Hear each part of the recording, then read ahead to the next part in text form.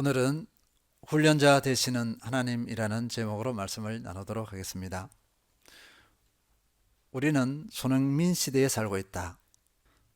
축구를 좋아하는 사람들 사이에 오가는 표현입니다. 대한민국 선수가 세계 최고의 기량을 발휘하고 있고 이것을 보고 누리고 있습니다. 이것에 대한 감격적인 표현이라고 할 수 있습니다. 그러나 손흥민 선수도 선수이지만 현재의 손흥민 선수가 있게 한 아버지도 큰 주목을 받고 있습니다. 바로 손흥정 씨입니다. 그분이 쓴 모든 것은 기본에서 시작한다는 책을 보면 자신의 삶과 인생 철학이 고스란히 담겨져 있습니다. 그 철학으로 아들인 손흥민 선수를 훈련시켰습니다. 기본기와 인성을 강조합니다. 특히 겸손과 감사와 성실입니다. 손흥정 씨는 자신의 삶을 얼마나 철저히 관리하냐면요, 매일 운동합니다. 지금까지도 그렇고요. 그 다음에 독서를 합니다. 수많은 독서를 했어요. 그리고 자기를 돌아보는 것, 성찰하는 것, 이 세 가지를 단순하게 매일 반복해서 훈련하고 있습니다. 손흥민 선수가 존재감을 드러냈을 때 이 세상에 혜성같이 나타난 선수 같은 건 존재하지 않습니다. 차곡차곡 쌓아 올린 기본기가 그때 비로소 발현된 것일 뿐입니다. 이렇게 기자들에게 표현했고 책에도 표현하고 있습니다. 훈련의 결과라는 것입니다. 치열하게 삶을 산 결과입니다. 이 과정이 빚어낸 결과를 우리는 누리고 있습니다. 우리는 훈련이라는 단어에 부정적인 반응을 보이는 경우가 많습니다. 불편하고 부담스럽다. 뭔가 고생을 할 것 같다. 그리고 자연스럽지 못하다는 생각을 합니다. 그러나 하나님께서 모든 사람에게 주신 가능성과 재능은 훈련을 통하여 실현됩니다. 그리고 훈련된 만큼 그 기능을 발휘할 수 있습니다. 군대를 예로 들어보겠습니다. 일반 사병은 사주 군사 훈련을 받습니다. 그 역할이 제한되어 있습니다. 제가 방위병입니다. 그런데 분대장 교육을 4주간 갔다 왔습니다. 그 분대장을 위해서 군사훈련을 특별히 집중해서 4주간 받았습니다. 그래야 그 역할을 감당할 수 있기 때문입니다. 하사관들은 하사관 학교가 있는 걸로 알고 있습니다. 더 많은 훈련을 받고요. 그리고 장교는 2년, 4년 그리고 특별한 교육을 더 받는 것으로 알고 있습니다. 그 역할의 범위가 더 넓기 때문입니다. 삶의 모든 부분이 그렇습니다. 훈련이란 재주나 기회 따위를 배우거나 익히기 위해 되풀이 연습하는 것을 말합니다. 이 사전적으로 이렇게 나와 있습니다. 반복하고 또 반복해야 익숙해집니다. 그리고 어느 때가 되면 전문성을 가지게 됩니다. 이런 사람들을 우리는 전문가라고 이렇게 말합니다. 많은 훈련을 통해서 전문가가 되어야 그 분야에서 어느 정도의 역할을 감당할 수 있습니다. 대한민국은 다른 어느 나라보다 치열한 경쟁 사회입니다. 경쟁에서 이기기 위해서는 더 전문화가 되어야 합니다. 살아남기 위해서라도 훈련을 통해 자기 개발을 해야 하는 그런 사회입니다. 그 결과 각 분야에서 세계적인 수준이 되어가고 있습니다.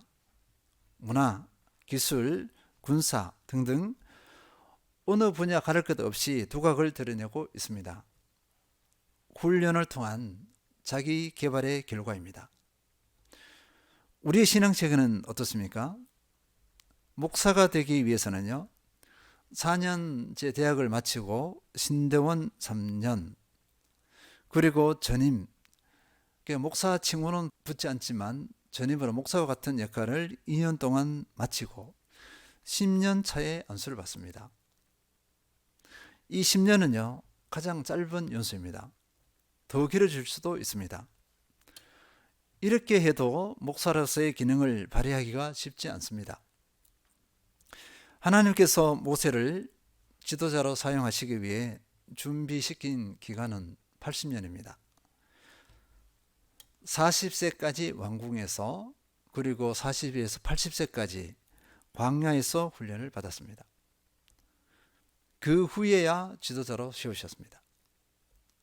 이렇게 훈련된 모세를 하나님께서는 이렇게 평가하셨습니다. 민수기 12장 3절 함께 읽겠습니다. 이 사람 모세는 온유함이 지면의 모든 사람보다 더하더라.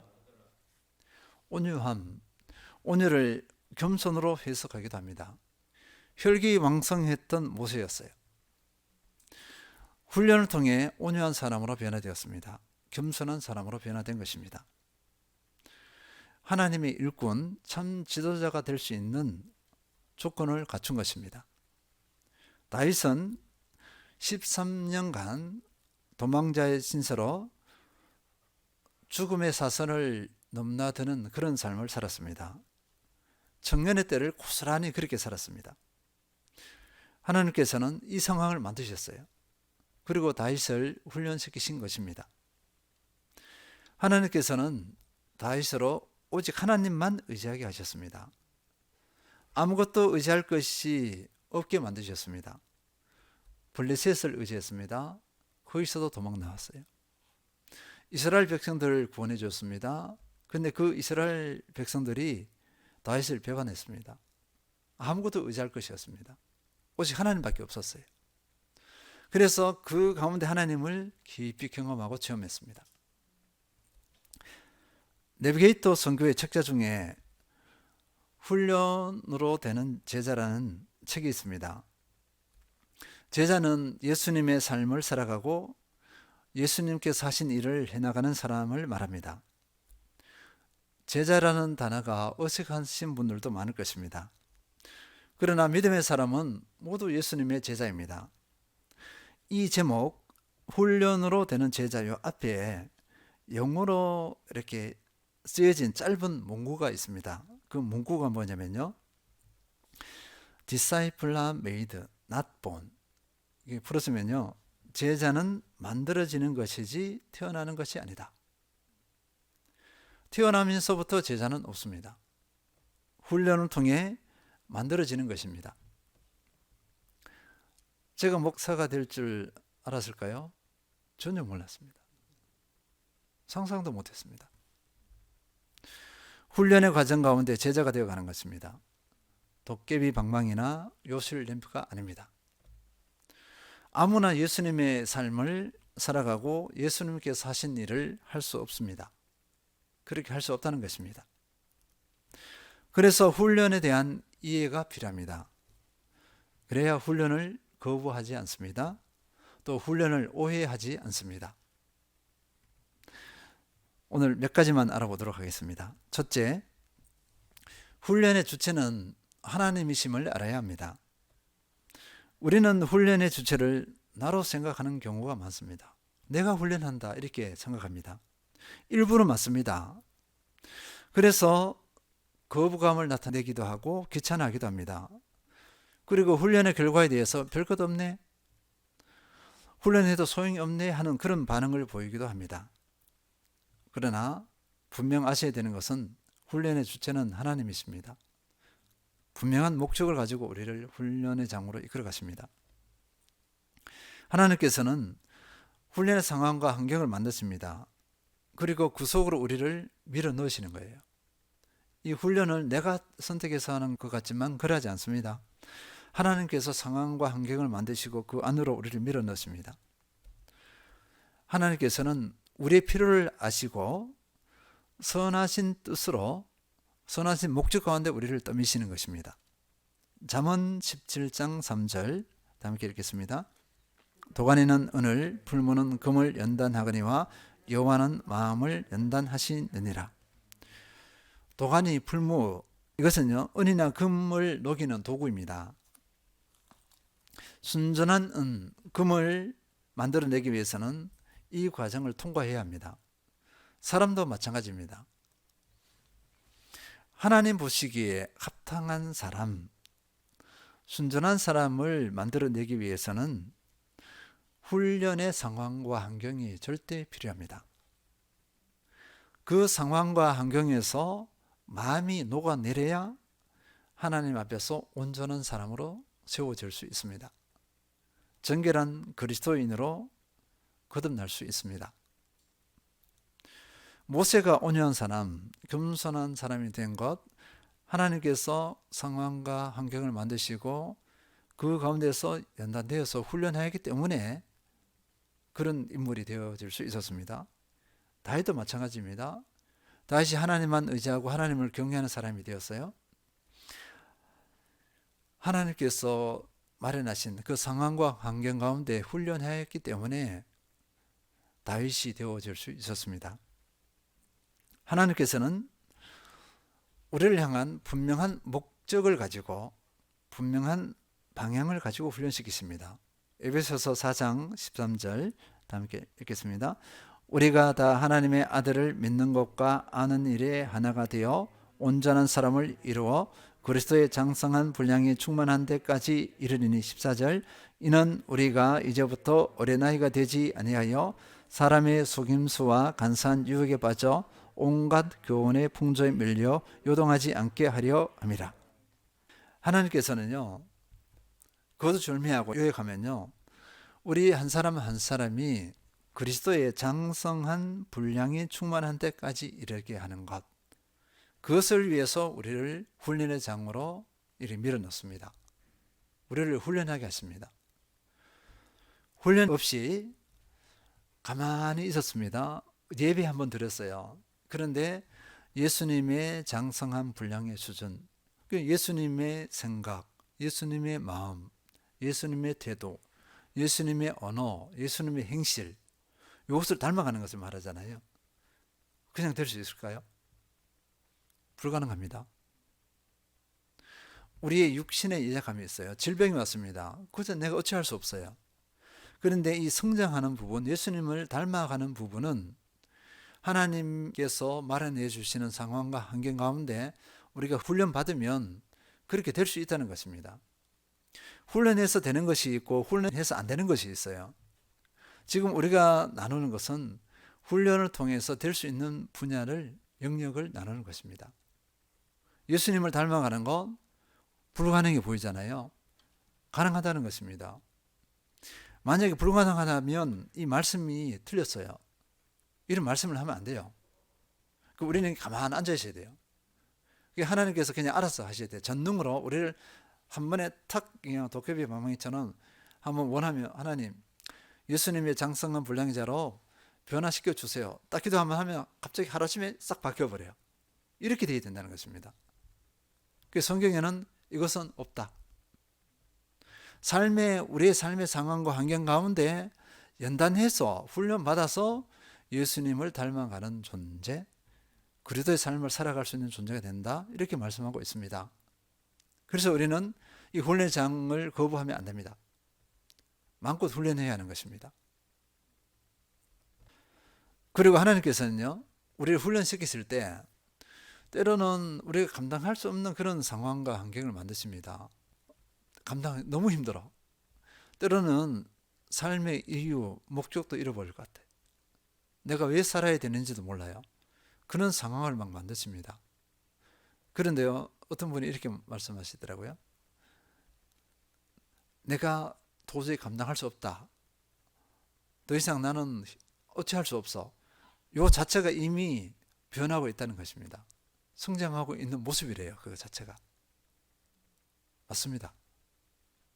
그 의식 자체가, 그 느낌 자체가 이미 훈련을 받고 있는 거고 훈련 가운데 있는 것이고 이미 변화를 맛보고 있어요. 조금만 버티면 돼. 버티기만 하면 새로운 날을 또 경험할 수 있습니다. 이것이 하나님의 방식입니다. 그리고 그 힘든 과정 가운데 우리를 툭 던져 놓으시는 하나님이 아니세요.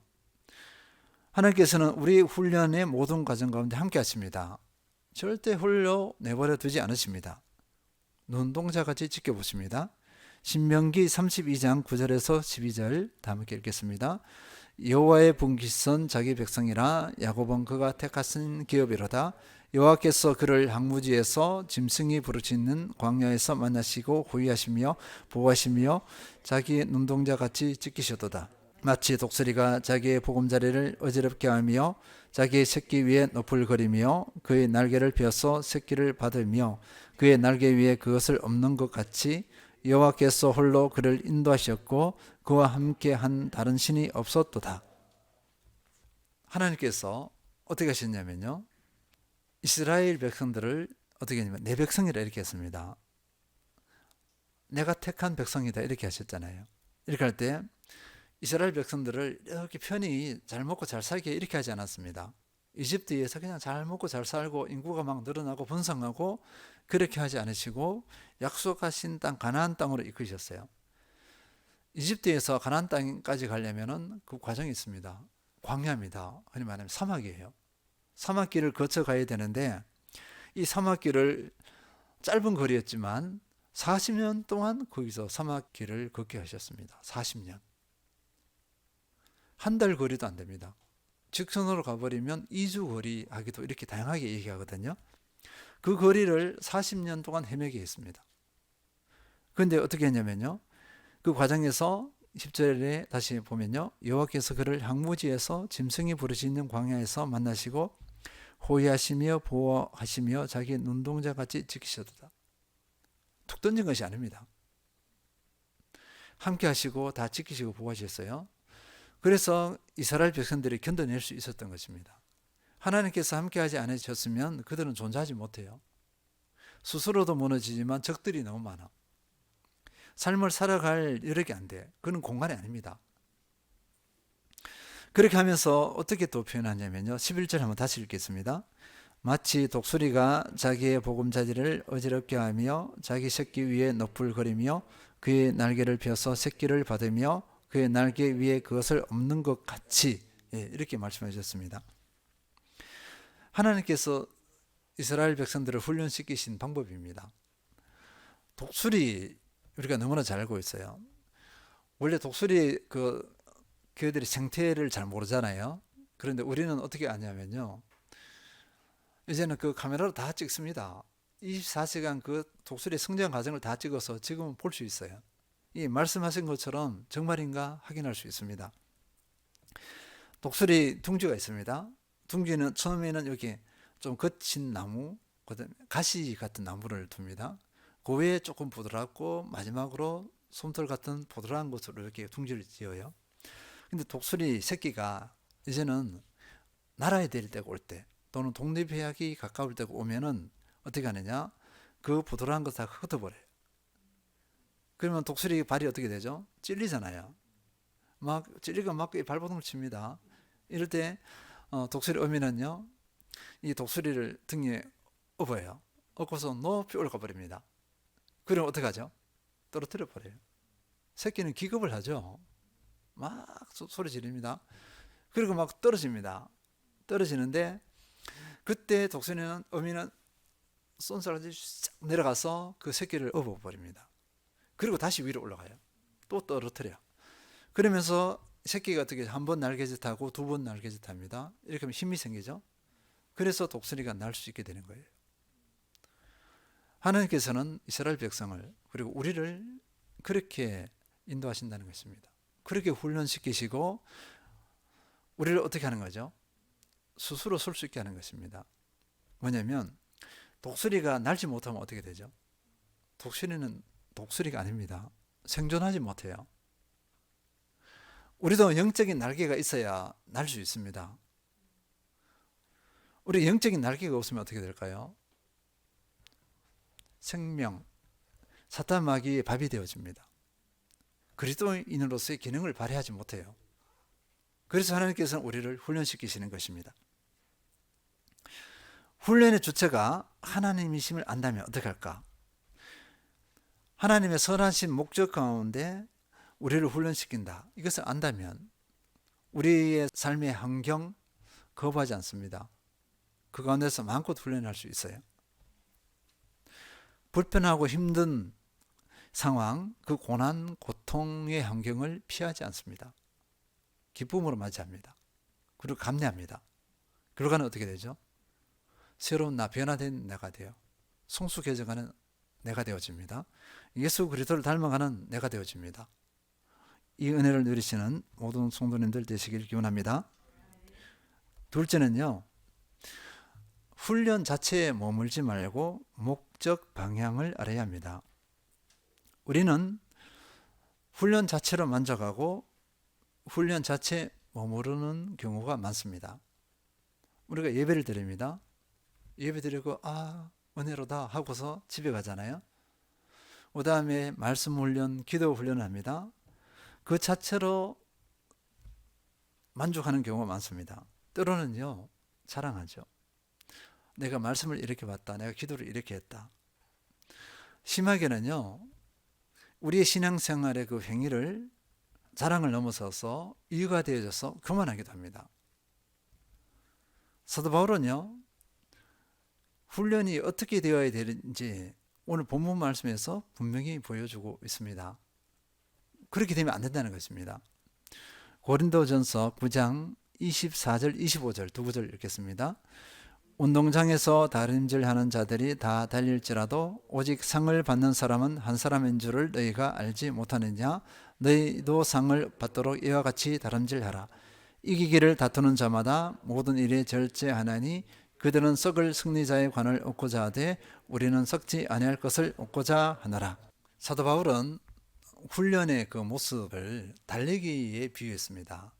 경주에 비유했습니다. 달리기를 하면 어떻게 되죠? 상 받는 사람은 한 사람이잖아요. 1등, 2등, 금메달, 은메달, 동메달 이렇게 되어집니다. 그런데 누구나 상 받기를 다투잖아요. 경쟁을 하는 것입니다. 근데 우리도 뭐냐면 그렇게 우리 보고 그렇게 하라는 거예요. 우리가 세상 가운데 경쟁이 있습니다. 어떻게 해야죠? 열심히 해야죠. 세상에서 좋은 자리, 그거는 세상 불신자, 그러니까 안 믿는 세상 사람들의 자리, 너희들의 자리 하면서 자기 개발을 안 하고 공부를 하지 않고 이렇게 해서 다 양보해요. 이것이 아닙니다. 우리는 오히려 더 열심히 해야 돼요. 그런데요, 그 열심히 경쟁을 하잖아요. 열심히 해서 좋은 데 가기도 하고 좋은 직장 가기도 하고 승진하기도 하고 갖가지 열매가 있을 것입니다. 그런데 그 경쟁이 있잖아요. 경쟁에서 얻은 것이 승리가 썩을 것이 될 수도 있고 썩지 않을 것이 될 수도 있습니다. 월계관 있잖아요. 월계관을 썼습니다. 상 얻었어요. 근데 이걸 가만두면 어떻게 되죠? 며칠 있으면 말라 비틀어 썩어버립니다. 이렇게 될 수 있다는 거예요. 이 경쟁했던 것이 무엇을 잃어버리면 그러냐? 경쟁의 목적과 방향성을 잃어버리면 내가 왜 그렇게 경쟁을 하지? 내가 왜 열심히 공부를 하지? 내가 왜 그 자리를 차지하려고 하지? 그 목적, 이유를 놓쳐버리면 썩을 것이 되어져 버린다는 것입니다. 근데요, 그 목적, 경쟁해서 얻는 그것의 목적 또는 훈련해서 얻고자 하는 것의 목적, 방향성이 분명하다면 그것은 썩을 것이 되어지지 않아요. 그것이 하늘의 원리, 하늘의 방법으로 그리고 하나님께 영광을 위한 선한 것이냐 아니면 내 욕망이냐에 따라서 달라지는 것입니다. 우리가 그 목적이 분명하면요, 하나님께서 주신 목적대로 경쟁해서 승리를 하게 되어지면 세상의 빛과 소금의 역할을 감당해요. 세상을 살리고 세우는 그 목적을 이뤄냅니다. 근데 그것이 아니에요. 내 욕망이 되어지면 썩을 것이 되어집니다. 하나님 앞에 인정을 받지 못해요. 사도 바울은 이것에 대해 눈을 떴고 성도들의 모습이 보인 것입니다. 자기도 이것을 위해 깨어서 자기를 어떻게 하죠? 이렇게 자기를 살펴보는 거죠. 두려움과 떨림으로. 그러면서 고린도 성도들에게 이 원리를 가르쳐주고 있는 것입니다. 그래서 26절 27절 읽겠습니다. 그러므로 나는 다름질하기를 향방 없는 것 같이 아니하고 싸우기를 허공을 치는 것 같이 아니하며 내가 내 몸을 쳐 복종하게 하면 내가 남에게 전파한 후에 자신이 도리어 버림을 당할까 두려워함이로다. 한 예를 들어보겠습니다. 우리가 세상 가운데서 경쟁하는 것 또는 우리 신앙 훈련 그 목적 방향성을 가지고 있느냐 아니냐에 따라서 한번 보겠습니다. 세상 것은 조금 전에 말씀했고요. 우리 그리스도인의 신앙 훈련 한번 보겠습니다. 우리 한국 교회를 이렇게 역사를 보면요, 막 부흥할 때 기도의 시대가 있었습니다. 그래서 산기도 가고 기도원들이 꽉꽉 찼던 그런 시대가 있었어요. 기도 능력 받는다 해서 막 나무 뿌리, 나무를 이렇게 뽑았니, 막 소나무를 막 뽑았니, 아니니, 막 이런 얘기를 하면 몇 그루를 뽑았니, 이렇게 이야기하면서 웃으면서 나누었던 그런 시대가 있었습니다. 오직 기도. 그런데요, 그 시대가 지났습니다. 여러 가지 있겠지만 그 기능을 발휘했어요. 그때도 한국교회 기능을 발휘했는데 그 기도 그렇게 열심히 했잖아요. 능력을 받았잖아요. 그런데 사람들이 삶이 안 바뀌어. 그것 때문에 죄를 막 짓는 거예요. 어떤 분은요, 금식을 40일 몇 번 했어요. 20일, 5일, 10일은 기본입니다. 어떤 목사님이 계셨는데요. 이 목사님이 능력이 종이라 칭송을 받았죠. 그런데 부패하기 시작했습니다. 교만해졌죠. 지금 목회 안 합니다. 많은 죄 가운데 빠져버렸어요. 그게 기도 시대의 안타까운 우리의 뒷면입니다. 뒷면. 은혜의 부분도 있었지만 어두운 뒷면이 있었습니다. 그 다음에 어떻게 됐을까요? 말씀의 시대입니다. 말씀으로 기도만 안 돼. 말씀으로 균형을 갖춰야 돼. 이렇게 하면서 제자 훈련, 교회에서 갖가지 말씀 훈련들이 많았습니다. 성경 통독은 기본이에요. 이것이 뭐냐면 코로나 전까지 계속 이어졌어요. 그렇게 하면서 우리 보세요. 교회에서 목회자의 설교를 그렇게 강조했죠. 그래서 성도들은 설교를 잘하는 분들을 막 쫓아다닙니다. 추종합니다. 그 교회로 몰려들기 시작했어요. 그런데 설교를 잘했다는 그분들이 어떻게 됐을까요? 넘어지지 않은 분들이 얼마나 될까요? 거의가 넘어졌습니다. 이때 코로나가 왔어요. 기도, 말씀, 얼마나 훈련을 많이 했을까요? 그것이 뭐로 이어지지 못했죠? 삶으로 이어지지 못한 거예요. 지금 코로나 이후 시대는 그 두 가지를 바탕으로 해서 삶이 변화된 그리스도인으로 나타나야 하는 시대가 되어져야 합니다. 미국에 같은 경우는요, 그렇게 말씀을 쫓아가서 좋다고 쫓아갔잖아요. 대형교회가 되었죠. 거기도 영적 지도자들이 막 무너지기 시작한 거예요. 우리는 이제 막 시작되었지만 거기는 어떻게 하느냐, 제대로 된 목사를 찾아다닌다고 합니다. 이미 시작되면 벌써 지나고 거의 이미 종결된 상태래요. 이제는 큰 교회에 설교 잘하는 목사가 아니고 제대로 된 목사를 찾아다닌다고 합니다. 우리나라는 이제 시작된 것 같아요. 이제 눈을 뜨기 시작해서 아차 이게 아니네 이렇게 한 거죠. 사도 바울이 두려워했던 것 이것입니다. 그래서 자신은 다름질하기를 향방 없는 것 같지 아니하고 싸우기를 허공을 치는 것 같지 아니하여 이렇게 한 거예요. 그래서 내가 내 몸을 쳐 복종케 한다. 예수 그리스도의 삶에 자신을 복종시키는 것입니다. 자기 의가 나타나지 않게 하죠. 교만이 나타나지 않게 하죠. 보세요. 열심히 능력 있게 말씀을 잘 나눠. 기도해요. 그런데 어떻게 될 수 있죠? 자신이 도리어 버림이 될까 두려워하면로다. 버림을 받을 수 있습니다. 이것은 신앙의 현실입니다. 에베소서 4장 13절 다시 읽겠습니다. 우리가 다 하나님의 아들을 믿는 것과 아는 일에 하나가 되어 온전한 사람을 이루어 그리스도의 장성한 분량이 충만한 데까지 이르리니. 그래서 내 몸을 쳐 복종하겠다 이렇게 했습니다. 사도 바울의 분별력 우리도 가져야 될 줄 믿습니다. 달리는 것, 열심히 훈련하는 것이 허공을 치는 것이 되어서는 안 됩니다.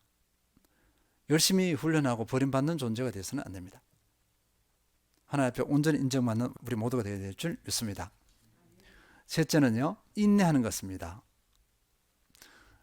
하나님께서 훈련시키시죠. 방향과 목적을 알았어요. 그 다음으로는요, 인내해야 합니다. 인내하지 못한다는 것은 알고도 훈련을 못하는 거예요. 야고보서 1장 2절 내 형제들아 너희가 여러 가지 시험을 당하거든 온전히 기쁘게 여기라. 네, 뭐냐면 이 시험이라는 것은요, 훈련의 상황을 말합니다. 이 훈련의 상황, 이 당하거든 온전히 기쁘게 여기라. 그 기쁘게 여기라는 것은 감사로 받으라는 것이죠. 감사로. 기쁘게 여기고 감사로 받아라. 왜냐하면 3절 4절 읽겠습니다.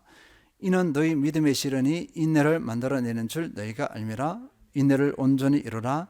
이는 너희로 온전하고 구비하여 조금도 부족함이 없게 하려 함이라. 인내를 해야, 그 훈련을 잘 감당해내야 인내하면서 온전하고 구비해진다는 것입니다. 온전하고 구비되어지는 것, 인내를 거치지 못하면 이 열매를 맺을 수 없다, 이렇게 말씀하고 있습니다. 온전하고 구비하여 조금도 부족함이 없게 된다. 훈련을 거부할 수 없습니다. 불평할 수 없습니다. 감사로 받고 인내하면 온전한 열매를 맺는다. 원리입니다. 원리, 진리입니다. 손흥민 선수 아버지 손흥정 씨가 두 아들에게 훈련을 시켰어요. 그런데 이 훈련을 어떻게 시키냐면요, 기존 어떤 단체가 아니고 이분이 혼자 직접 한 것입니다. 혹독한 훈련입니다. 기본기 중심으로 훈련했어요. 슈팅을 하기까지 7년이 걸렸다고 해요. 기본기 훈련은 참 지겹습니다. 단순한 거거든요. 근데 슈팅을 못하게 해요. 또 게임을 못하게 합니다. 이 방법을 고수해 가면서 훈련해 나가는데, 형은 기사를 보니까 좀 투덜댄 것 같아요. 또 반항 다 하고 이렇게 했던 것 같습니다. 근데 손흥민 선수는요, 그것을 그대로 한 거예요. 손흥민 선수는 이 축구를 좋아하는 것입니다. 그 훈련을 기쁘게 받아들인 거예요. 우리가 여러 가지 훈련의 모습을 있는데, 이 훈련은 기뻐하는 사람들이 있어요. 축구가 좋아서 그리스도의 사람으로 변화되어 가는 것, 닮아가는 것을 좋아해서 어떤 훈련도 막 받아들이려고 하는 사람들이 있습니다. 손흥민 선수가 바로 그런 상황이었어요. 그래서 지금의 손흥민을 만들어낸 것입니다. 인내하지 못했으면 그 형처럼 이렇게 별 볼 일 없는 선수가 되었을 거예요. 3부, 4부 리그를 하면서 축구를 그만둬야 되는 그런 선수가 되었을지도 모릅니다. 그래서 이런 과정을 거친 결과는요, 로마서 5장 3절 4절 보면, 이건 제가 읽겠습니다. 다만 이뿐 아니라 우리가 환난 중에도 즐거워하나니 이는 환난은 인내를, 인내는 연단을, 연단은 소망을 이루는 줄 알미로다. 그러니까 이렇게 인내는 소망을 만들어냅니다. 결국은 소망이에요. 우리의 훈련도 소망이 되어야 될 줄 믿습니다. 정리하겠습니다. 훈련은 누구에게나 부담으로 다가옵니다. 그러나 훈련의 열매는 그 어느 곳과도 비교할 수 없습니다. 세상에서도 그렇고 신앙의 세계에서도 마찬가지입니다. 그러나 실제 훈련에 승리하기란 쉽지 않습니다. 그래서 훈련의 원리를 알아야 합니다. 첫째, 훈련의 주체는 하나님이십니다. 하나님을 온전히 신뢰함으로 훈련을 믿음으로 받아들여야 합니다. 둘째, 목적과 방향성을 가지고 훈련해야 합니다. 이렇게 하면 훈련으로 인해 시험 들지 않습니다. 결국 선한 열매를 맺습니다. 셋째, 인내하며 훈련을 감당해야 합니다. 주님을 의지하며 인내로 감당해내어야 결국 겸비의 아름다운 열매를 맺을 수 있습니다. 앞에서 나누지 않았지만 하나 더 나누면요, 훈련에는 나이가 없습니다. 젊은 사람들이 훈련해야 된다고 하는데요, 나이가 들수록 더 깊은 훈련이 필요합니다. 주님을 뵐 날이 얼마 남지 않았잖아요. 이 의식 너무나 중요한 거예요. 이사야 48장 10절, 보라 내가 너를 연단하였으나 은처럼 하지 아니하고 너를 고난의 풀무불에서 택하였노라. 훈련의 원리를 알고 지금 내게 주어진 환경 가운데 마음껏 훈련하며 아름답게 열매 맺는 모든 성도님들 되시길 축원드립니다.